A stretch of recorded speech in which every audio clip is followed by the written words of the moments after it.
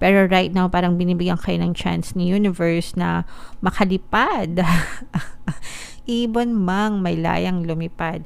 Kaya yung iba sa inyo guys, parang nagdidiwang yung mga puso nyo. Pero nakikita natin na mahal nyo yung isa't isa mga kapiksi. Ibig sabihin, it doesn't mean na naging malaya kayo sa person. Pwede rin guys, no, na literal, baka ayaw nyo na dun sa person nyo.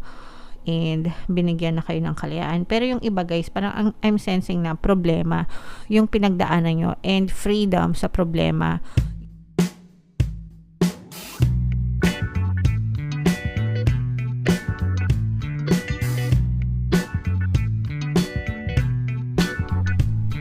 Hello guys, hello Scorpio, welcome back to Pinoy Pixie Tarot.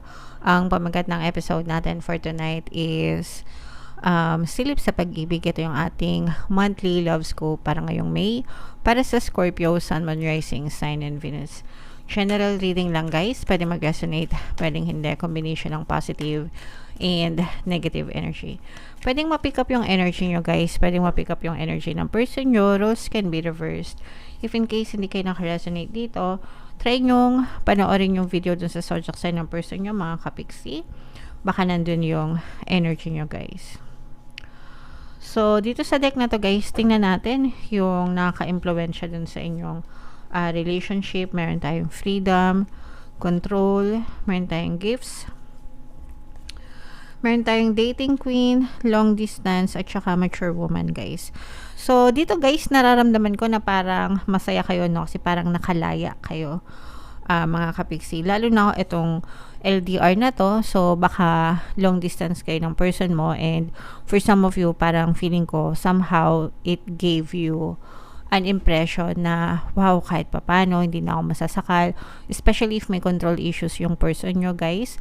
If manipulative yung person nyo. If kinokontrol niya or tinitingnan niya lahat ng gawa nyo, mga kapiksi. So, yung pagiging long distance nyo, either malamang sa ano to guys, sa trabaho, or kahit hindi kayo long distance, pero nagkalayo kayo dahil sa trabaho. So, let's say, for example, baka dati magkasama kayo sa isang kumpanya, pares kayo ng opisina ng pinagtatrabahuhan, tas lahat nakikita, tas magkasama pa kayo sa bahay, magkasama pa kayo sa trabaho. So, parang yung iba, parang baka lumipat ang trabaho yung person mo or ikaw yung lumipat ang trabaho. So, nagkaroon kayo ng somehow sense of freedom para sa sarili mo mga kapiksi. Okay? Pero it doesn't mean na ayaw nyo na yung person nyo or ayaw na nila sa inyo. Depende kung ano yung sitwasyon nyo mga kapiksi. Pero kumbaga kahit papano, no, nagkaroon kayo ng sarili nyong space. Guys, meron tayong pwede kayong she or he-she na relationship guys. May mature woman dito and dating queen na energy. Pwede din na single pa kayo guys. Tapos kakatapos lang ng relationship nyo and right now parang ini-enjoy nyo lang yung freedom nyo dahil nakawala na kayo sa mga very controlling na relationship mga kapiksi. Pwedeng energy nyo to, pwedeng energy ng person nyo. And ito guys, itong freedom na to, no? Ito yung feeling ko, regalo ni universe. Parang feeling ko, this is a gift from the universe para sa inyo mga kapiksi, para makahinga-hinga kayo ng maluwag kahit papano.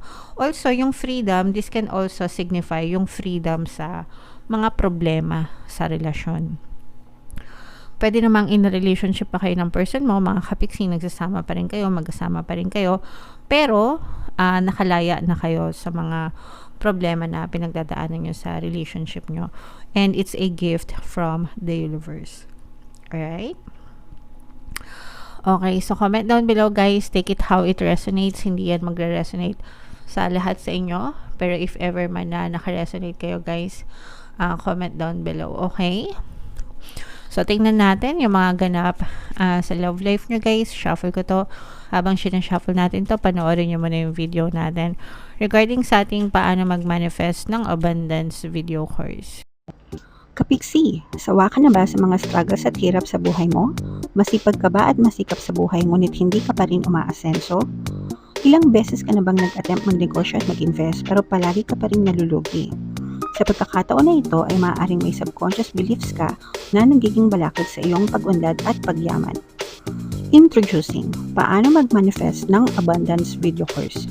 Dito ay matututunan mong ma-overcome ang mga balakid mo para tuluyan ka ng umunlad, umasenso, sumagana, maging matagumpay, successful at maswerte sa iyong kabuhayan, pera, trabaho, negosyo, salapi at kaperahan ng bonggang-bongga. Dali, mag-send na ng email sa pinoypixie@gmail.com at simulan na ang iyong pagyaman ngayon. Alright. So, sabay-sabay tayo guys, magpayaman ngayon 2024. Mag-avail na kayo ng course. Sobrang ganda niyan mga kapiksi. And ngayong May, meron tayong promo. Pwede kayong mamili guys kung gusto nyo 1 free pampaswerte subliminal o kaya naman 200 pesos na discount until May 30 yung promo na yan. Kaya mag-avail na kayo guys. And meron din tayong email coaching, manifest your desires using the law of attraction. If meron kayo guys mga specific na gusto nyong i-manifest, pwedeng love and relationship mga kapiksi, pwedeng money or career, pwede kayo magpabook ng email coaching session with me. Mag-send lang kayo guys ng email sa pinoypixie@gmail.com. So, totoo yung lumabas mga kapiksi na Scorpio, by the way, kaya in-represent ng Queen of Cups. Meron ditong presence ng Air sign, Aquarius, Gemini, Libra.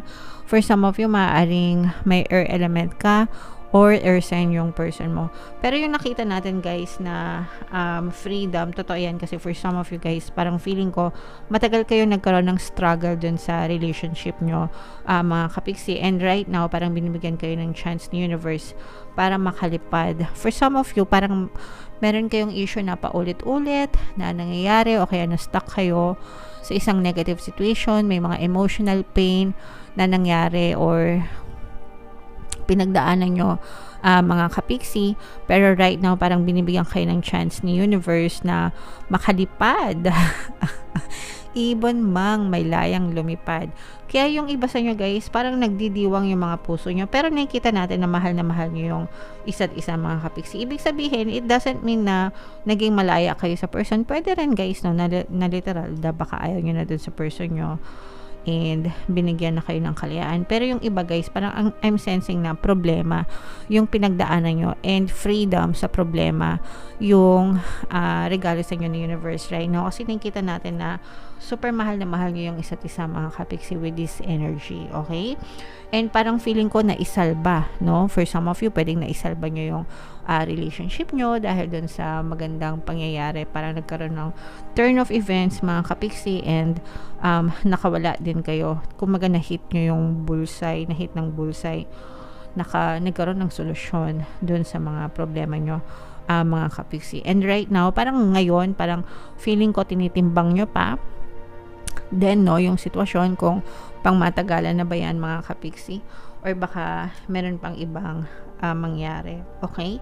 And dumadating kayo dun sa mga episode na minsan naiisip nyo pa rin yung mga alaala ng mga problema nyo, pero lalo na guys kung sometimes parang feeling ko na nanaginip pa kayo. Comment down below, no, if feeling nyo nakaka-resonate kayo dyan. Minsan ganun kasi kapag sobrang bigat ng problema, sometimes napapanaginipan pa natin yan mga kapiksi. And in your case, parang ganun, may mga episodes pa kayo na napapanaginipan nyo pa yung mga bigat, no? Yan, no, yung mga bigat ng dalahin nyo sa problema sa relationship. Nasaan na siya eh, kumbaga parang naitanim na yan sa inyong subconscious mind. Pero ayan guys, finally, ayan, this is your freedom, this is your key to freedom mga kapiksi. Hindi ko alam kung napapansin nyo, sorry kasi tumatama yung ano sa ilaw. Ayan, tumatama yung ano sa ilaw kaya natatakpan. So eto guys, kung mapapansin nyo yung image ng card, diba, nakatali yung kanyang mga paa. So itong sword na to, yan yung magiging tool or pamamaraan para maputol yung pagkakatali, and makakawala kayo dun sa cycle na paulit-ulit na nangyayari sa problema sa relationship nyo. So, it's a cycle mga kapiksi. At saka nagtutulungan kayo ng person mo. You're not doing this alone. Nagtutulungan, nagkakaisa kayo ng person mo for the better, no, para sa improvement ng relationship nyo, and para mas maging maganda pa yung pagsasama. Yun naman yung maganda dito guys, kasi parang hindi nyo siya dinadala na mag-isa lang kayo. Magkatulong kayo ng person mo, tinutulungan ka niya, tinutulungan mo din siya. So, yeah. Okay? So, i-mind nyo yan, guys, sa comment section. Mind katapusan ng mga problema sa relasyon, ganyan. Para talaga matapos na yung mga problema nyo sa relasyon and magkaroon kayo ng peace of mind kahit papano. Okay? Alright. So, comment down below if feeling nyo naka-resonate kayo dyan. Ito yung love message para sa inyo. Honeymoon. Wow. So, pagkatapos nyong makaano, guys, ayan o, honeymoon. Pasensya na kayo, hindi ko maano yung tamang, kasi umaano yung tumatama. Ito yung ano natin, guys.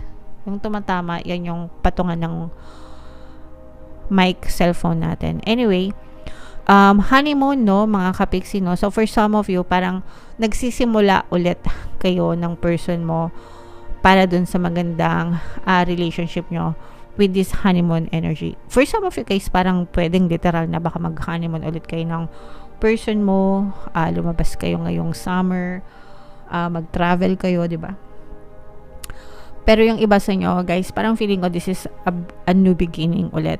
Parang bagong simula ulit dun sa relationship nyo and nagsisimulang marikindle yung relationship nyo kasi tapos nyo na yung mga problema sa relasyon and you're trying to fix things and patch things up with your partner o specific person. So, this is another chance, second chance na binibigay sa'yo ng universe para maging masaya ka, kapiksi. Maging masaya kayo, hindi lang ikaw, kundi kayo ng person mo. Alright? Okay, so comment down below, Scorpio, if feeling nyo naka-resonate kayo dyan. Ito yung ating mga relationship subliminals, guys. Pakinggan nyo para makatulong sa inyo. And ito naman yung ating success stories ng paano mag-manifest ng abundance video course. Click here to subscribe, guys.